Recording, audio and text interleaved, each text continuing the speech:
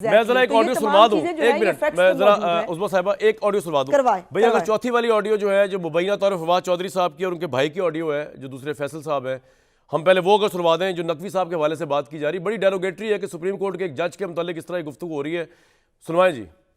दूसरा अपना मुजाहिर ਨੂੰ ਜਰਾ ਸਾਹਿਬ ਨੂੰ ਜਰੀਏ ਜਿਹੜਾ ਨਾ ਉਹਨਾਂ ਦੇ ਨਾਲ ਉਹਨਾਂ ਨੂੰ ਜਰਾ ਮਿਲ ਉਹਨਾਂ ਨੂੰ ਕੋ ਜੀ ਉਹ ਤੁਹਾਡੇ ਨਾਲ ਹੈ ਪੂਰਾ ਤਰ੍ਹਾਂ ਖੜਾ ਹੈ ਤੁਸੀਂ ਦੱਸੋ ਕਿ ਕੀ ਕਰੀਏ ਜਾਤੀ ਤੇ ਵੀ ਇਹ ਹੈ ਕਿ ਇਹ ਕਰਕੇ ਨਾ ਇਹਦੇ ਤੇ ਤਾਰੜ ਤੇ 3-4 ਤੇ ਕਰਾ ਕੇ ਨਾ ਇਸਤਗਾਸੇ ਇਹਨੂੰ ਉੱਤੇ 228 ਸਜ਼ਾ ਦੇ ਤਾਂ ਕਿ ਇਹਨਾਂ ਦੇ ਪ੍ਰੈਸ਼ਰ ਤੇ ਮੈਂ ਸੁਬਹ ਕਰਨਾ ਨਾ ਸੁਬਹ ਇਹਨਾਂ ਨੂੰ ਪੁੱਛ ਕੇ पाकिस्तान तहरीक इंसाफ के साबिक वज़ी आला परवेज़ इलाही जब वज़ी आला थे उस वक़्त, और आबिद ज़ुबैरी साहब की मुबैना ऑडियो वो भी सुनवा दें ज़रा, क्या कहा जा रहा है मुज़ाहिर नकवी साहब के हवाले से।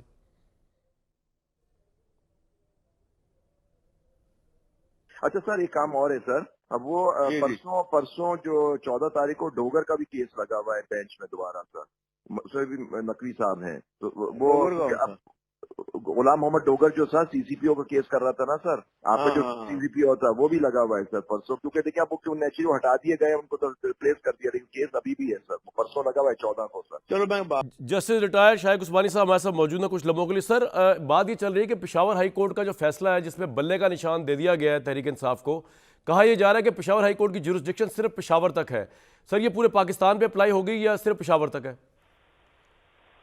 देखिए, ये बड़ा डाउटफुल मामला है क्योंकि इलेक्शन कमीशन जो है वो एक फेडरल अदारा है।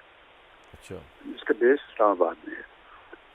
तो अगर कोई अपील फाइल करनी होती है तो वो इस्लामाबाद हाई कोर्ट में उसकी जुरिस्डिक्शन होती है।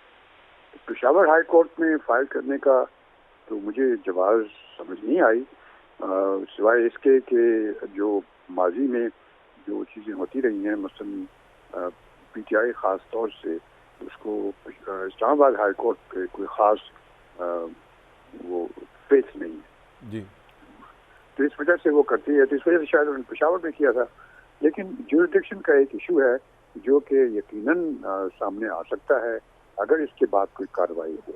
सर, अगर सुप्रीम कोर्ट में चैलेंज करेगा इलेक्शन कमीशन तब ये मामला आगे बढ़ेगा, अदरवाइज आपको लगता है कि अगर सुप्रीम कोर्ट चैलेंज नहीं करता इलेक्शन कमीशन तो फिर ये बल्ले का निशान देना पड़ेगा उनको, ये बात है इस तरह? जी जी, अगर तो सुप्रीम कोर्ट में चैलेंज नहीं करता, एक जुडिशल डिसीजन हो गया, अगर वो चैलेंज नहीं होता तो उस सूरत में तो उनको बल्ले का निशान वापस मिल जाएगा, क्योंकि अब टाइम भी तो बहुत कम है। मेरे ख्याल में कल या परसों जी 13 तारीख को सर फाइनल होनी। जी हाँ। अच्छा सर, मुझे काइंडली आपकी सोबत से फ़ायदा उठाते हुए एक सवाल और था। जैसे मुज़ाहिर नकवी साहब जो है उन्होंने आपकी फर्टर्निटी के उन्होंने रिज़ाइन कर दिए आज, उन पर करप्शन के चार्जेस थे, उनके ऊपर एक पॉलिटिकल पार्टी के साथ मिलकर चीज़ों को मैनेज करने के चार्जेस थे।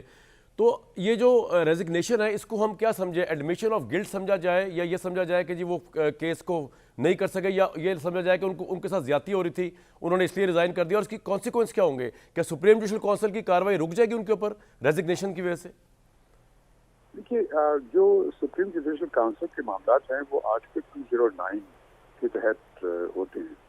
तो आर्टिकल 209 में ये लिखा हुआ है कि अगर कोई जज मिसकॉन्डक्ट करता है या कोई ऐसी काम करता है तो उस सूरत में उसके खिलाफ कार्रवाई की जा सकती है सुप्रीम जुडिशल काउंसिल के पैगाम में, और उसके जब उस कार्रवाई के बाद उसको रिमूव किया जा सकता है। फिर एक जो लास्ट आर्टिकल सेक्शन उसका सब सेक्शन है वो ये कहता है कि सिवाय इस तरीके से और किसी तरीके से उस जज को नहीं हटाया जा सकता।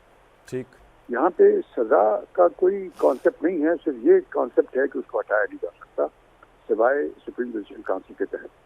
अगर सुप्रीम जुडिशल काउंसिल पर रेफरेंस गया और जज साहब जो हैं उन्होंने कहा कि अब मैं इसको परसू नहीं करना चाहता, ठीक है मैं रिजाइन करता हूँ, बात ही नहीं करना चाहता आगे, फिर इसके बाद ये मामला खत्म हो जाता है, ये इनफेक्टियस हो जाता है, और इसके बाद वो आगे कार्रवाई नहीं सर, आप कह रहे हैं कि रिजाइन देने से सुप्रीम जुडिशल काउंसिल की उनके खिलाफ कार्रवाई खत्म हो जाएगी? जी बिल्कुल खत्म हो जाएगी। तो सर ये तो वैसे ज्यादा नहीं है कि अगर जजेस के ऊपर करप्शन का चार्ज लगे तो वो रिजाइन करके ही बस उनकी खुलासी हो जाती है, बाकी सहाफ़ी सियासतदान वो जेलें भुगतते हैं। जजेस की सजा एक ही होती है जी, वो ये होती है कि आप वो अपनी पोजीशन से उनको हटा दिया जाता है, उनको फिर आप प्रोसिक्यूट नहीं कर सकते किसी के सामने। अगर ऐसा होने लगे तो फिर कोई जज बनेगा ही नहीं। नहीं सर, लेकिन शाइख साहब, जैसे मुज़ाहिर नकवी साहब के ऊपर तो गुलबर्ग लाहौर में 2 कनाल के प्लॉट से लेके पता नहीं करप्शन कितने, वो पैसे वापस नहीं लेने कोर्ट ने उनसे, अगर साबित हो जाए कि उन्होंने करप्शन की थी या ये उसके लिए फिर बाद में अच्छा, बाद जो गवर्नमेंट है वो उनके खिलाफ अलग केस फाइल कर। बिल्कुल ठीक, बिल्कुल ठीक, कार्रवाई शुरू कर सकती है। बिल्कुल, ये बड़ी फेयर बात आपने की, बिल्कुल सही, उसकी रुकावट नहीं है कोई। बिल्कुल ठीक। Sir thank you so much. Shaikh Ismail Sahab मौजूद थे। उस्मा साहिबा ना चाहते हुए भी मानना पड़ रहा है कि आपके मौक़िफ़ की उन्होंने तायद की है।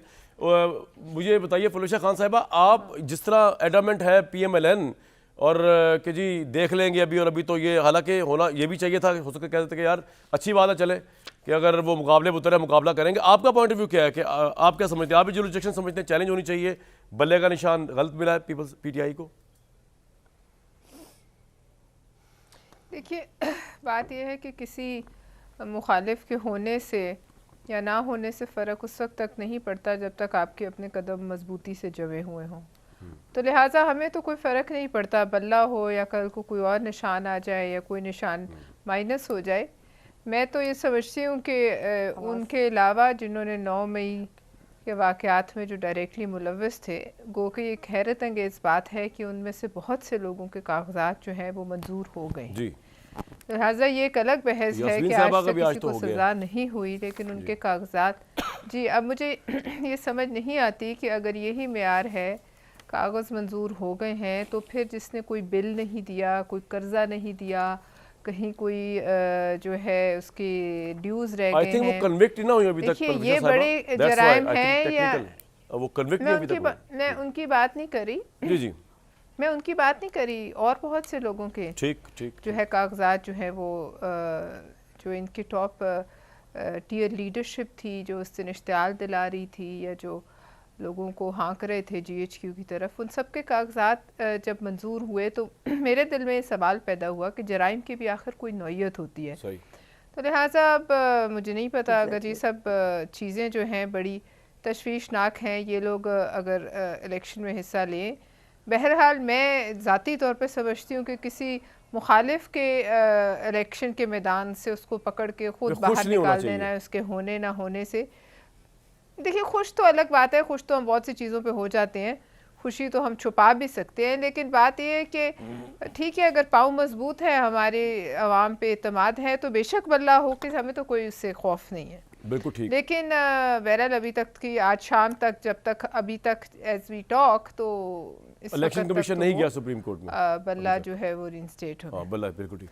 देखिए मैं कुछ कह नहीं सकती, कल चले जाए, लेकिन हो सकता है रात को चले जाए, कुछ पता नहीं। हालांकि आपको पता है ना पलवशा के पेशावर हाई कोर्ट ने ऑर्डर दिया कि आधे घंटे में तहरीक इंसाफ का रिजल्ट जो है इनका वो उसको किया जाए उसके ऊपर वेबसाइट पे, लेकिन वो अब तक नहीं दिया। तो या तो वो तौहीन अदालत के मुर्तकिब। जी उस्मा साहिबा,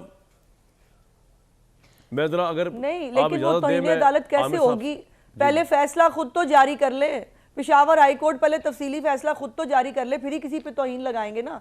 और दूसरी बात मैं सिर्फ ये क्लैरिफिकेशन करना चाह रही थी कि आपको, और ये पलवशा ने भी कहा, मेरी कतई बात से ये मकसद कि जी हमें बल्ले के होने ना होने से कोई फर्क नहीं पड़ता। अच्छा। हम पूरी तैयारी के साथ अपनी कारकर्दगी के साथ मैदान में जा रहे हैं, लेकिन कानून और आइन सबके लिए बराबर होना चाहिए।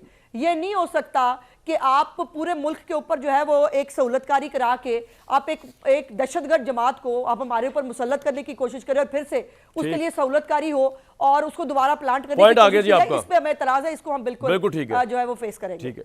अब बात यह है कि आमिर भाई, आप भी मुझे क्लियर करें, मुझे तो समझ नहीं आ रही कि पाकिस्तान तहरीक इंसाफ को रिलीफ भी मिल रहा है, वो फिर भी रो रहे हैं कि जी हमारे लेवल प्ले फील्ड नहीं मिल रही है, उनको बल्ले का निशान भी मिल रहा है, उनके जो लोग बड़े बड़े जराइम में इस वक्त मुलजिम हैं उनके कागजात नामजदगी भी 85-90% लोगों के मंजूर हो गए, फिर भी उनको चैन नहीं आ रहा, तहरीक इंसाफ के लेवल प्ले नहीं मिल रही। दूसरा उस्मा बुखारी साहिब है, वो ये कह रही हैं कि जी इतना कुछ होने के बाद तहरीक इंसाफ के साथ जो हो रहा है, वो कह रही हैं कि जी ये तो अभी इंसाफ ही नहीं हो रहा, अभी तो ये जो है सहूलतकारी जारी है। ये भी कह रहे हैं कि पार्टी के दूसरे लोग भी कह रहे हैं, तो भाई करें तो क्या करें, हो क्या रहा है यार, आप ही बता दें आमिर जाह साहब, बड़ी छुट्टियां गुजार के आए हैं मुल्क से बाहर से आज। अच्छा, आपने जी दो तीन आपने बड़े अहम मौजूआत उठा लिए। एक तो बल्ले का आपने मुशर्रफ साहब पे भी आता हूं, जी नकवी साहब को उठाया और उसके साथ जी और तीसरा आपने मुशर्रफ साहब का। मैं बड़े इख्तिसार के साथ पहले तो जरा बल्ले पे बात करते हैं। देखिए, एक तो कानूनी जो पहलू हैं, ज़ाहिर है कि वो तो वकला हजरात और वो कहते हैं जजेस वो ज़्यादा बेहतर डाल सकेंगे, और इसमें बात में कोई मेरे ख्याल में दो राय ही नहीं है कि जो लोग 9 मई के वाक़यात में मुलव्विस हैं उनका एहतसाब भी होना चाहिए, उनको करार वाकई सजा भी मिलनी चाहिए, और ज़ाहिर है कि ऐसे लोगों के लिए दोबारा मुंतखब होने के जो भी उनके मामला हैं उसके लिए जगह नहीं बनती। लेकिन मैं अगर सियासी पहलू पे बात करूं कामरान साहब, जो कि मेरे ख्याल में गौरतलब होनी चाहिए अज़मा साहिबा के लिए भी और हम सब के लिए, वो ये कि पाकिस्तान को ज़रूरत इस बात की है कि अगले इंतखाबात कम से कम मुतनाज़ा हों। मैं गैर मुतनाज़ा का लफ्ज़ नहीं इस्तेमाल कर रहा, मुतनाज़ा हो गए हैं, लेकिन जितना आप संभाल सकते हैं संभाल लें। सही। और अगर उसके लिए अगर आप समझते हैं कि एक ऐसी जमात उसमें से ठीक है अगर सफाई हो जाए उन लोगों की कि जो 9 मई के वाक़यात में मुलविस थे, लेकिन वो लोग जो कि नहीं थे उनको अगर लड़ने दिया जाए और उनके पास अपना इंतखाबी निशान भी हो, क्योंकि अगर इंतखाबी निशान नहीं होता और PML नून फर्ज करें जीत जाती है, पाकिस्तान पीपल्स पार्टी जीत जाती है, तो हमेशा से इनको तानाजनी की जाएगी कि जनाब आपका जो सबसे मुखालिफ था उसका तो इंतखाबी निशान ही नहीं था और आप एक फेयर इलेक्शन नहीं जीते। तो पाकिस्तान में एक मुस्तहकम हुकूमत लाने के लिए इस बात की ज़रूरत है